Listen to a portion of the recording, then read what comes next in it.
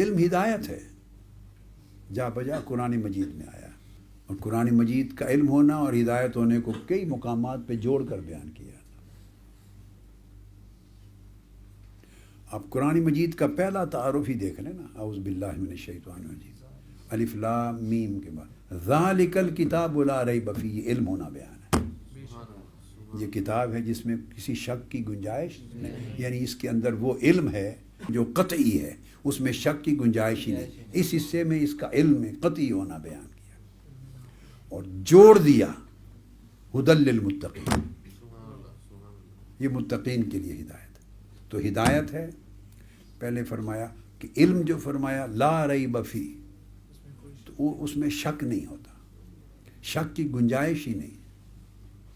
ہمارا طرز عمل بڑا مختلف ہو گیا ہے، ہمارے ہاں علم کی ثقافت ہی نہیں رہی، علم کا کلچر نہیں رہا، علم کے اپنے آداب ہوتے ہیں وہی ختم ہو گئے مدتوں سے۔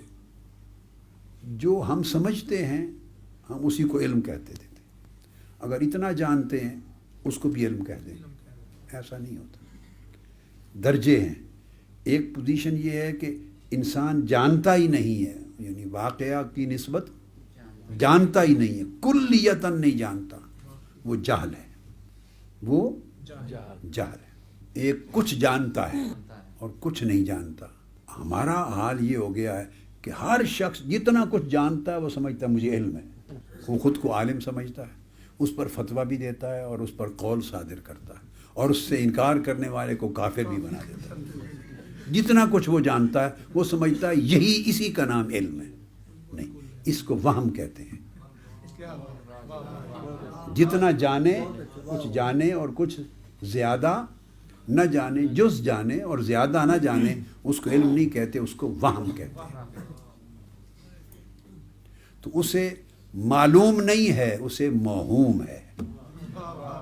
جو وہ جانتا ہے اس کو موہوم کہیں گے، معلوم نہیں کہیں گے، وہ وہم ہے۔ اگر اس کا جاننا اور نہ جاننا برابر ہو جائیں، 50% جانے اور 50% نہ جانے، تو اس کو شک کہتے ہیں، وہ ریب ہے۔ علم اندازہ کریں نا کتنے احاطہ کے بعد جا کے علم آتا ہے۔ مرحلے تو طے ہوتے ہیں مگر کتنا احاطہ کر کے وہ علم بنتا ہے۔ پہلے جہل سے نکلتا ہے تو وہم میں آتا ہے۔ بہت سے لوگ وہم کے مرتبے میں پھرتے ہیں اور وہ علم سمجھتے ہیں اس کو۔ بہت لوگ اپنے وہم کو علم سمجھتے ہیں۔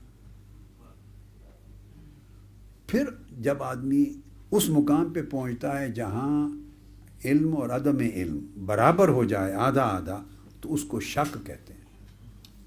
ہم تو حقیقت یہ ہے کہ ہمارے علم کا مرتبہ تو شک تک بھی نہیں پہنچا ہوتا، تو ہم اس کے اوپر بڑی قوت اور جرأت کے ساتھ، ہم قطعیت کے ساتھ بات کرتے ہیں۔ پھر اگر علم کا مرتبہ جاننے کا بڑھ جائے اور نہ جاننا تھوڑا رہ جائے، جاننا زیادہ ہو جائے اور نہ جاننا تھوڑا رہ جائے، اوپر کے 50% میں چلا جائے، 60%، 70%، 75%، 80%، وہاں چلا جائے، ایون 90%، تو اس کو پھر ظن کہتے ہیں، اس کو بھی علم نہیں کہتے، اس کو۔ اور ظن کی بھی اللہ پاک نے قرآن مجید میں نفی کر دی ہے کہ ظن جو ہے وہ حقیقت کو اور یقین کو زائل نہیں کر سکتا۔ علم اس وقت کہتے ہیں کہ جب 99% بھی نہ رہے، 100% ہو جائے، اور اس کو جب ہم لفظ بولتے ہیں نا یقین، وہ مرتبہ علم ہے، وہ مرتبہ علم ہے۔ اس طرح اصول کی کتب میں جو لفظ آتے ہیں، علم یقینی حاصل ہوتا ہے یا علم ظنی، علم قطعی یا علم ظنی، تو علم ظنی میں یہ چیزیں آتی ہیں، نیچے کی چیزیں۔ یعنی محدثین اور ائمہ نے بحثیں کی ہیں کہ حدیث صحیح سے ایک چیز ثابت ہوئی، کیا؟ حدیث صحیح سے، مگر خبر واحد ہے، اس سے بھی کیا علم ظنی ہوگا، علم قطعی نہیں ہے۔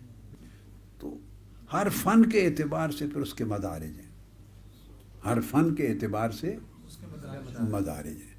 تو یقین کے مرتبے پر علم پہنچتا ہے تو وہ پھر اس کو علم کہتے ہیں.